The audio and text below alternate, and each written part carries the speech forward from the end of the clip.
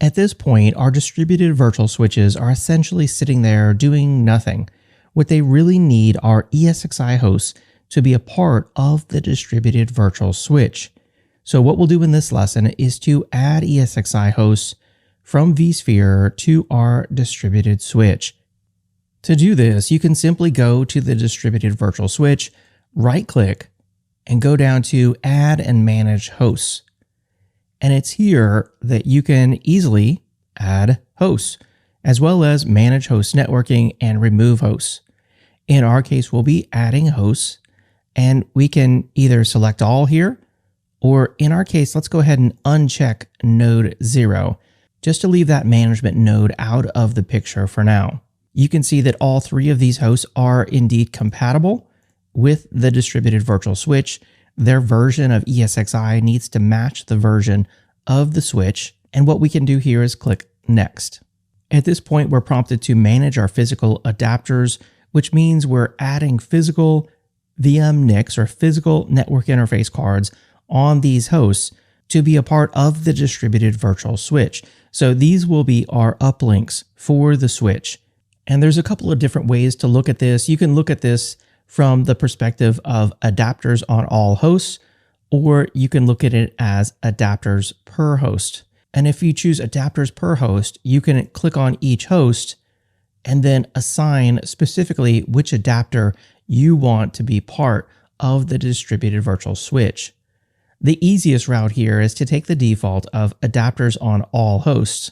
And here, what you would do is just expand out the adapter that you want to add to the distributed virtual switch. You can see, for example, VMNIC2 isn't assigned to any switch, neither is VMNIC3.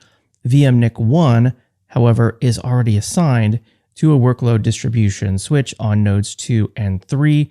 That's something that we need to take a look at. So let's go ahead and assign VMNIC across all three of these hosts to the distributed virtual switch, specifically the prod DV switch. So in our case, what we'll do here is to click uplink 1. So this will assign uplink 1 across all three of these nodes to this switch. I'll click next. And now we're prompted to migrate VM kernel adapters. And this can be done by assigning a port group. In our case, we can take the default distributed port group, and those VM kernel adapters will be assigned to that distributed virtual port group. We're also prompted to migrate virtual machine networking. These hosts at this point don't have any virtual machines really to migrate, so this isn't something we need to do at this time.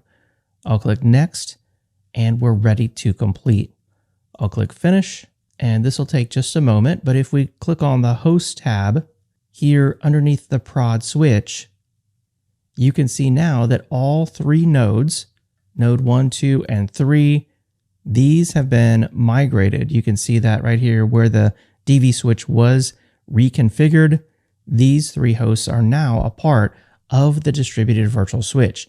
In fact, if you click on, for example, one of these hosts and go into the Configure tab, and down to networking virtual switches, you can see not only do we have the standard vSwitch that we had by default, now we have the distributed switch prod, which has a single VM kernel port, VMK0, no virtual machines as of yet, and uplink 1 over here is assigned to VMNIC2, specifically on this host, node 1.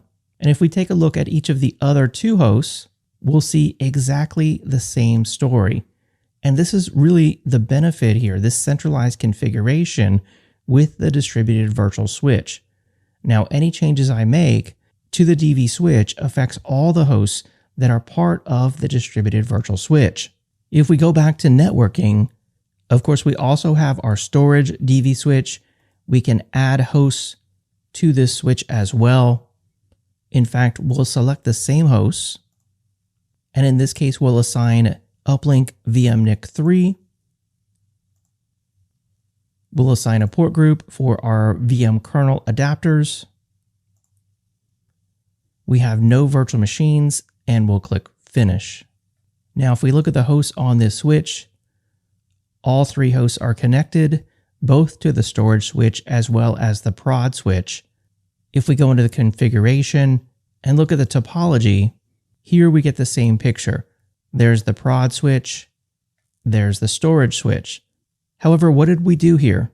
We migrated our VM kernel ports from the prod switch to the storage switch. This is something that we'll fix here in an upcoming lesson.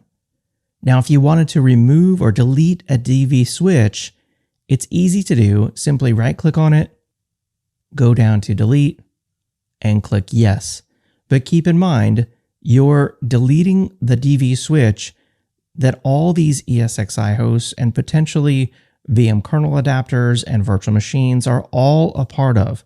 So deleting a DV switch can have much higher impact than simply deleting a standard vSwitch on an individual ESXi host. So with that, let's move on now and go into our next lesson where you'll learn about adding and removing distributed virtual port groups.